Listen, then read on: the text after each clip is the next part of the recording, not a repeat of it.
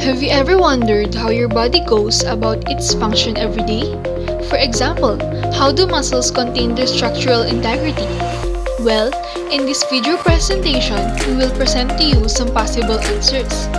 Proteins mediate every bioprocess that takes place in a cell during metabolism, cell growth, and neurotransmission.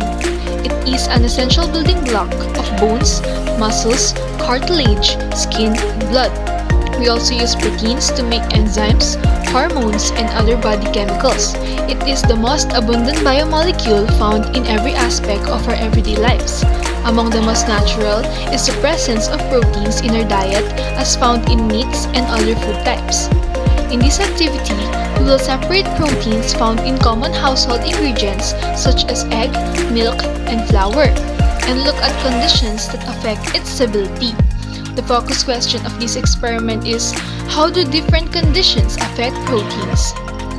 To start, the materials needed are eggs, bowls or containers, spoons, cream of tartar, fresh milk, glass or containers, cake flour, and strainer. Now, here's Patrick Carnate to demonstrate Task 1 Project Protein with Egg.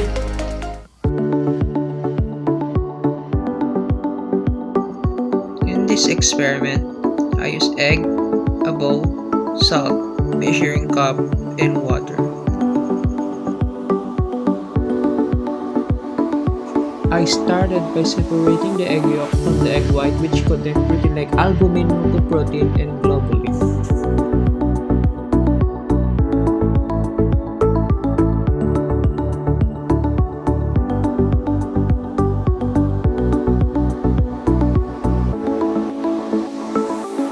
From the bowl that contained the egg white, I added 1 cup of water and for 5 minutes I stirred it continuously.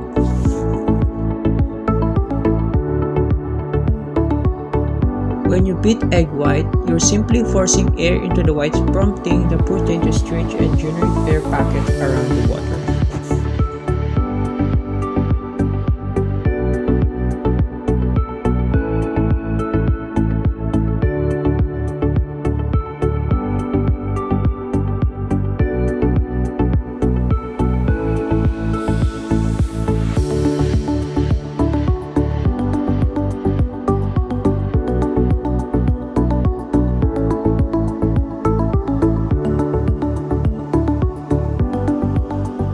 After that, I added 5 teaspoons of salt and continued to stir it for 2 minutes. The salt removed the crucial layer of water molecules and egg white on the protein surface, causing it to denaturize.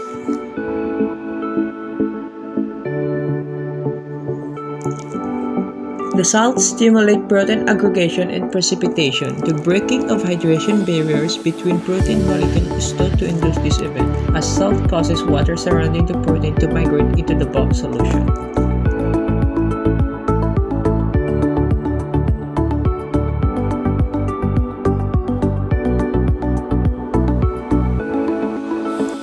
On the conclusion of the experiment, the bowl which have the egg white and salt mixture have a small denaturing effect on some of the egg white. It acts in the same way but not effective as alcohol or hot water.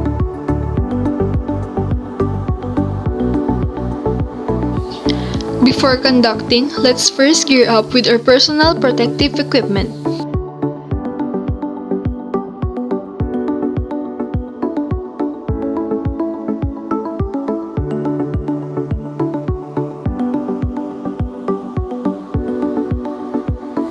Proceeding to the experimentation, we start by first separating the egg stored in room temperature into its egg yolk and egg white.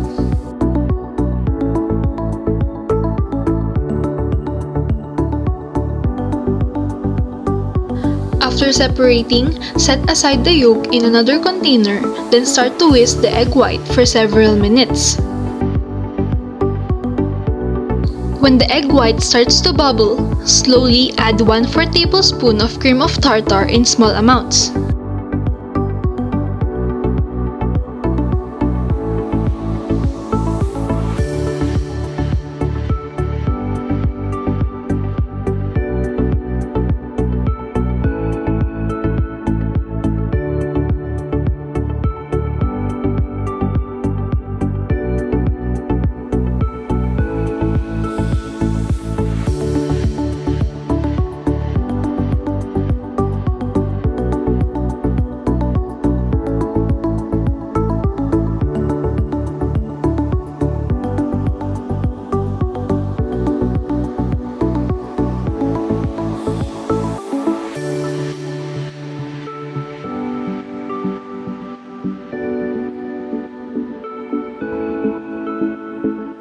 After whisking for 12 minutes continuously the egg white with cream of tartar, it resulted into two layers. It became liquid in form, and this liquid consists the bottom of the layer, while the upper layer of the mixture consists of white, foamy bubbles that is less dense than the liquid portion.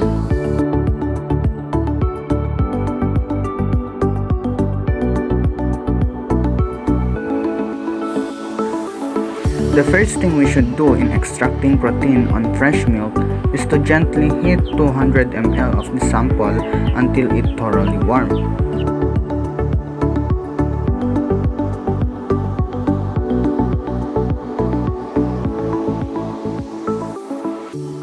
Then after, transfer it into a glass container.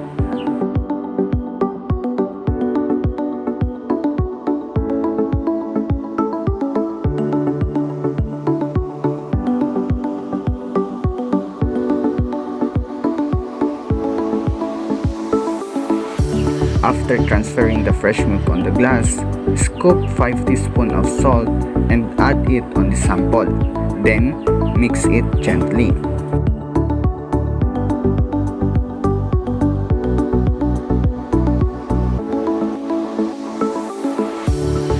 After successfully mixing the sample, leave it for 30 minutes and observe what happened.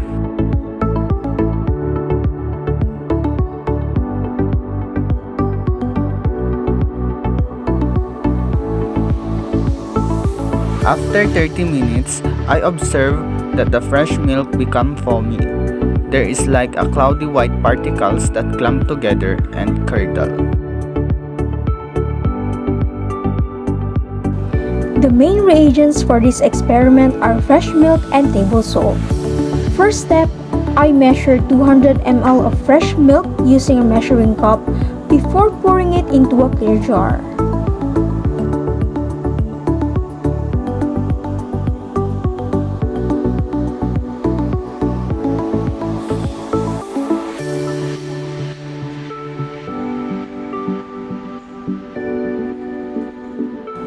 Afterwards, I added 5 teaspoons of salt into the milk and mixing it gently until salt is dissolved.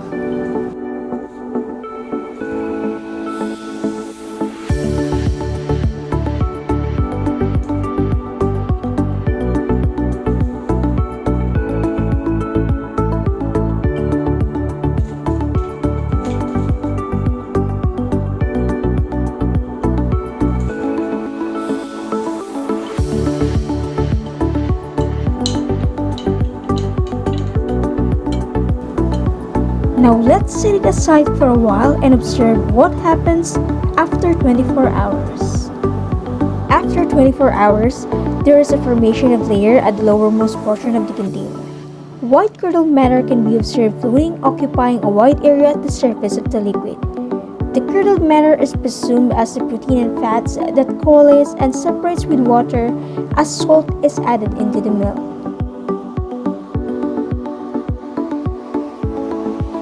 After preparing the materials, mix a cup of cake flour with 500 ml of water, then knead it.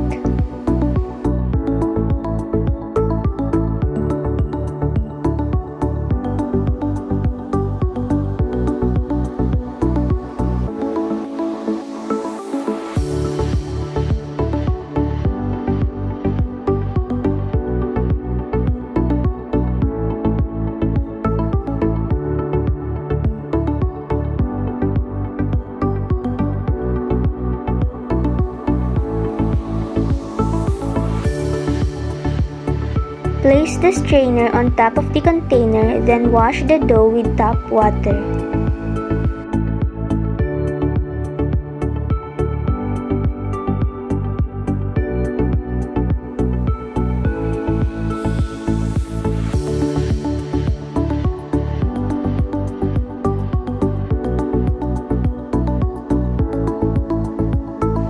During observation, the water in the container is milky in color. This indicates that the white color of the water is due to the starch that is being washed or separated from the dough. Continue to wash the dough in running water, and while washing, massage it until the water in the container becomes clear. Once the water ran clear, a sign that the starch was gone. The only thing left from the dough is pure gluten, which is a mixture of two proteins, namely glutenin and gliadin.